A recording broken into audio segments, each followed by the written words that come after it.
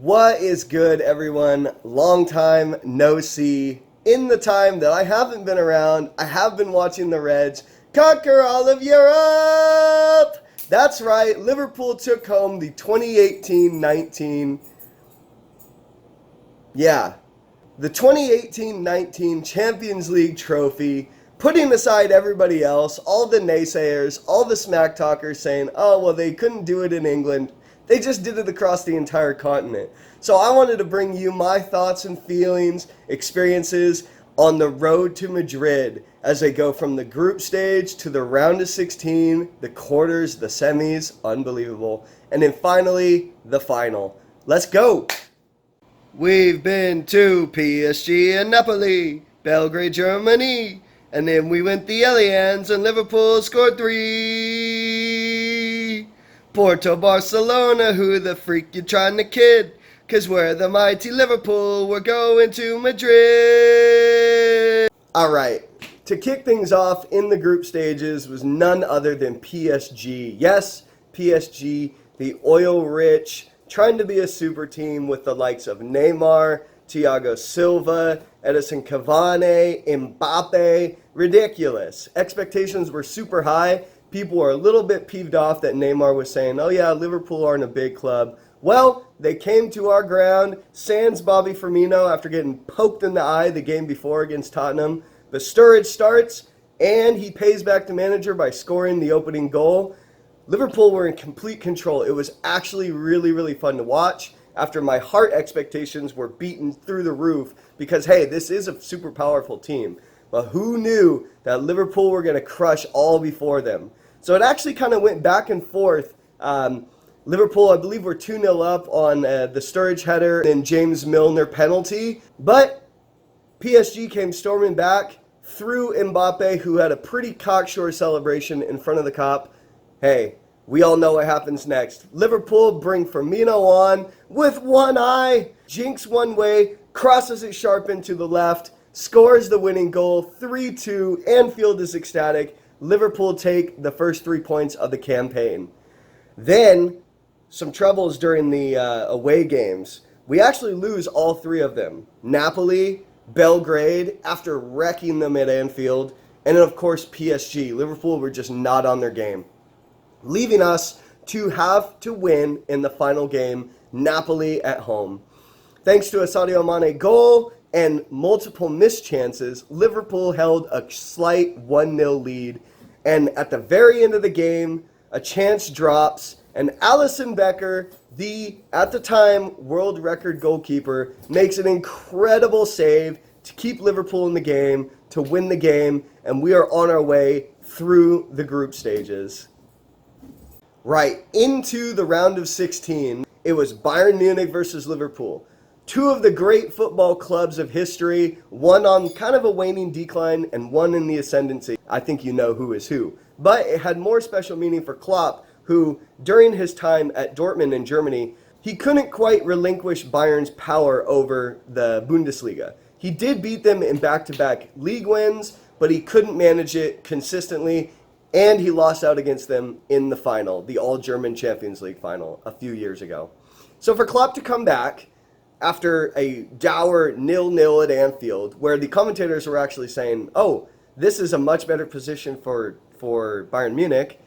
I don't know how that's possible. Liverpool rocked up, the fans singing, Si, Senor, and everybody was up for it. And wouldn't you know it, Sadio Mane scores one of the best goals in the Champions League this season. He takes an outrageous pass from Van Dijk, takes it out to touch. Neuer, the goalkeeper for Bayern, comes out, totally scuffs him off to the side. He chips it into goal. Liverpool are off and running.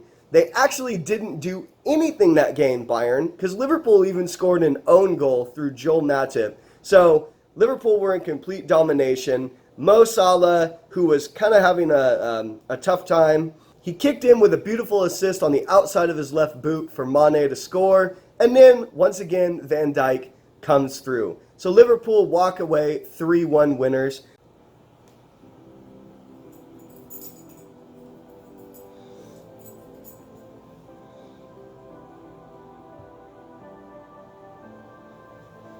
Now, the quarterfinals had huge build-up. Now, we play Porto, and Porto was, I believe, our quarterfinalist opponent last year, where we absolutely ran riot on them. Mane had a hat trick. Salah scored an incredible keepy-up goal. It was so much fun. Porto players vowed to exercise those demons and really take it to Liverpool. The first match was at home, and apart from a few chances from Porto, Liverpool dominated the game. Now, Porto did have quite a few shots. Their forward, who had been prolific up to that point, couldn't hit the broadside of a barn. Thank goodness. So Liverpool ran out, I believe, 2-0 winners. Everybody said Liverpool were going to run riot at their ground. Porto players were saying we're going to defend it and fight and try and overturn that 2-0 deficit. Well, it wasn't meant to be. Liverpool actually ended up scoring 5. Gini Wijnaldum's song, Gini Wijnaldum, was actually played when Porto scored their goal. That was a blast for Liverpool fans. And during the Van Dijk song, watch him defend, and we watch him score. He literally scored on the words. We just kept singing. He ran off to celebrate. It was a great time.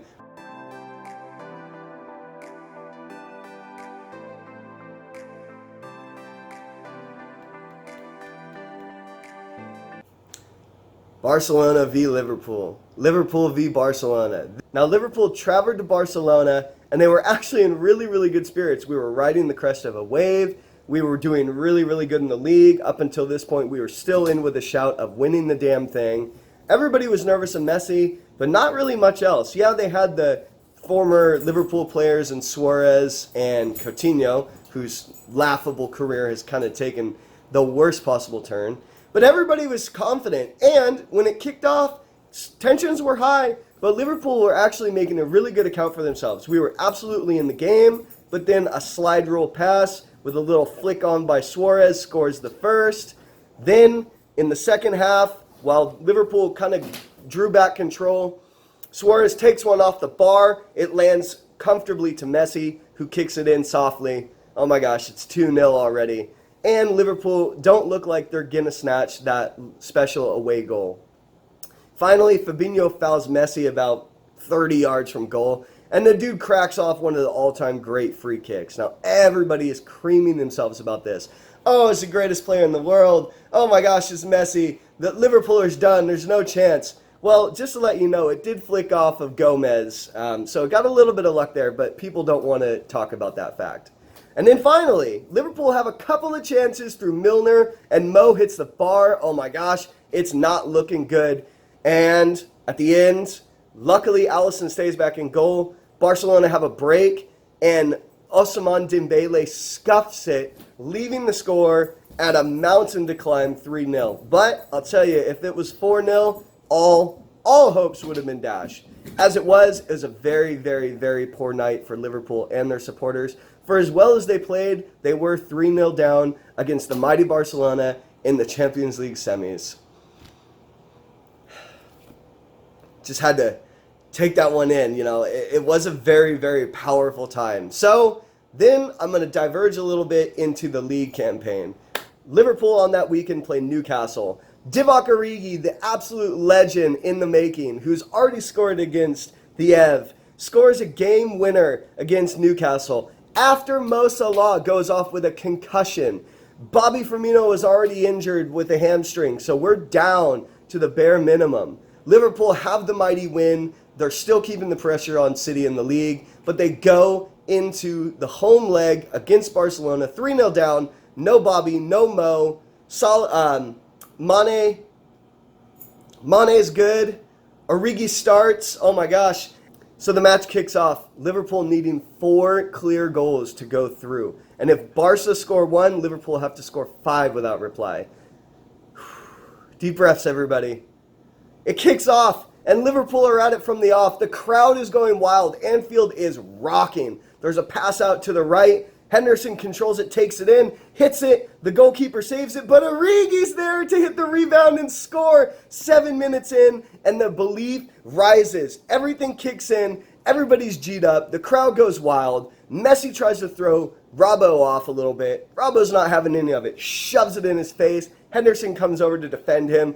Messi and the rest are rattled. So we take that 1-0 lead into halftime. And in the second half, Genie comes on for Robertson, who also got injured. So everybody's dropping like flies. But it's Genie Wijnaldum. Ba-ba-ba-da-da-da. Genie Wijnaldum. The dude scores 2 in a matter of minutes. It's unbelievable. Pandemonium. It's 3-3 on aggregate.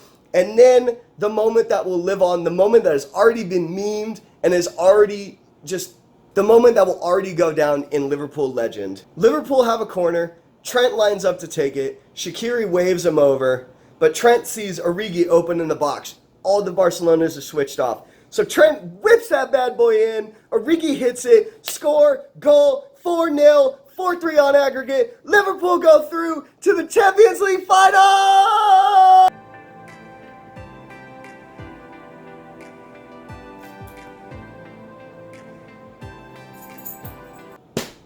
The build up to the final. Everybody that I know is super excited about it. The lads that I follow on TAW are taking a bus once again, just like they did against Real Madrid in Kiev. But this time they're going to sunny Spain.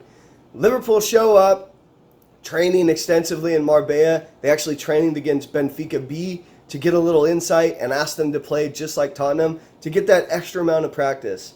The days leading up to it, people are so excited. And then the day of, in the fan park, Jamie Webster of Boss Night leads a chorus of over 50,000 people in songs like the Origi song, Ale Ale Ale, Virgil van Dijk. The passion that drips from this man was incredible. The scenes were unbelievable. Liverpool outnumbered Tottenham fans, I gotta say, 50-1, if not more.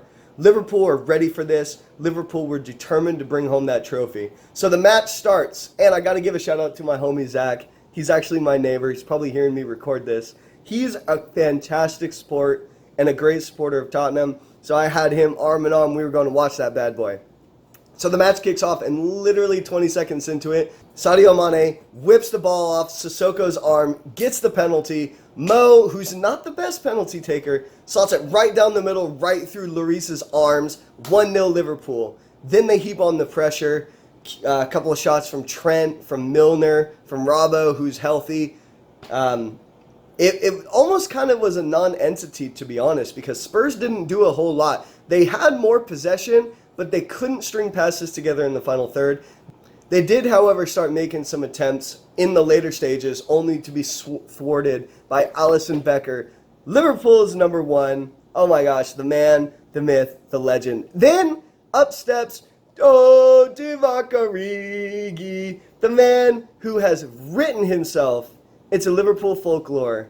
Liverpool get a corner, they whip it in, and in circumstances similar to the Everton goal, Van Dijk scuffs his shot. The ball stays in play, bounces around a little bit. It falls to Matip, who passes it out to Divock, who takes it one touch on his left foot into the corner of the net, and Liverpool go 2-0 up with 10 minutes to go to win their first Champions League final in 15 years. Now, just a little bit of background on Origi, because this man has had a Hollywood journey. He came to Liverpool, highly rated from the French leagues, got off to a pretty okay start, became the main man in Klopp's first league in the Europa League run, goes down against a really dirty foul against Funes Mori from Everton, never really recovered. He's had bit parts here and there, but this preseason just passed, he really made a name for himself, kept popping up, scored a couple of goals.